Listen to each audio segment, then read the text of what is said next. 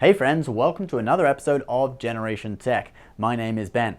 Have you ever been watching The Empire Strikes Back and just wondered about Cloud City, i.e. why it's there, what it does, etc.? We find out a little bit in the movie. There's some mining operation mentioned, but not really much more than that. So this is Cloud City Explained. Cloud City was originally built by a guy from Corellia called Ecclesies Fig. He was an entrepreneur and explorer who married a woman from a lesser royal house of Alderaan who gave him the capital he needed to fund his corporations, Fig and Associates, the Outer Yavin Company, and Fig Excavations. He then made a fortune mapping new hyperspace routes and later had the idea of mining Tibanna gas from the atmosphere of Bespin and commissioned Cloud City to be built. He asked a group of Ugnaughts who are described as porcine humanoids who had been sold into slavery to build the city in exchange for their freedom. They agreed and Cloud City was built. Fig died about 400 years before the Battle of Yavin, but the city carried on without him, and it was still staffed by Ugnaughts. So Cloud City was a city comprising a 10-mile or 400-litre wide dish floating in the life zone of the atmosphere of the gas planet of Bespin. It was called the life zone because the air in that zone had enough oxygen in it that you wouldn't die if you breathed it, like Han and Lando are demonstrating here. The city contained 392 levels.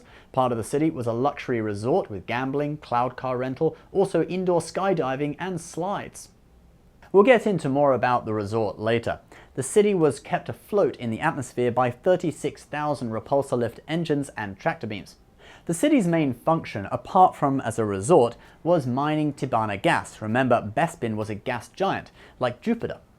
Gas from 14,000 miles or 190,000 onions below the surface of Bespin was forced up by tractor beams into the bulb at the bottom of the city, and then it was processed and frozen in carbonite for transportation. Look, here's Han modeling the freezing equipment. The Tibanna gas was used in repulsor lift systems, hyperdrives, and weapon systems. It was the gas used in Star Wars laser cannons. Remember all those Star Trek fans who say that Star Wars lasers suck and direct you to this clip of the crew scoffing at a little ship that aims lasers at them?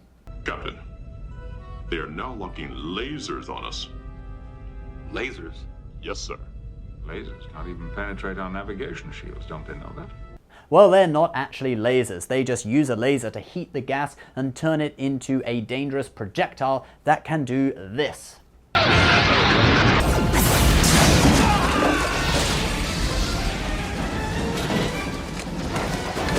Yeah, who's laughing now, Picard? And Tibanna gas was the type of gas used in creating these lasers. Interestingly, different types of gas created different colors. The red lasers were created by the cheapest gas, so we see Han's laser cannons are red, and also the Rebel Alliance used red laser cannons.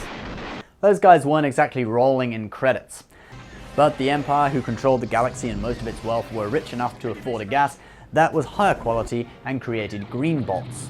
Anyway, the gas was highly explosive and dangerous. Clone troopers once used it to destroy a Republic outpost on the moon of Rishi that had been taken over by Separatist droids. Anyway, back to the Cloud City vacation spot. The rooms were luxurious and often cost as much as 5,000 galactic credits per night. For that, you could get 2 of these speeder bikes. Well, second-hand. A new one cost 8,000. One of the main attractions for guests at the resort was gambling. In Legends, Han won the Falcon off of Lando in a game of Sabacc. Sabacc? Sabacc, on Cloud City. That was before Lando was running the place. And speaking of Lando running the place, how exactly did that happen?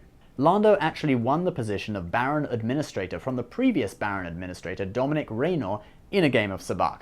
How it happened in Legends was that Dominic's lover, Yamail, wanted them to leave Cloud City so she could see more of the galaxy. Women.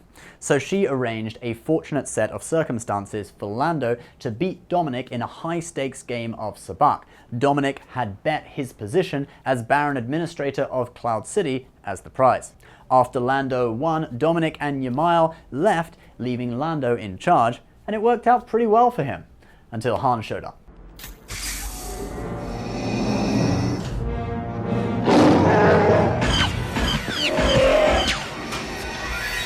Alright guys, that's the lowdown on Cloud City. There's definitely a lot of backstory in there, quite a lot of stuff that I didn't know, so it's interesting to check it out. In case you're wondering, yes, this is a new design of Humanity First Death to Alien Scum t-shirt. If you want one of those, click the link below. You can check out our online store. We still have the old designs up on there as well. As always, please subscribe if you're new, give this video a like, and if you're watching this, you are Generation Tech.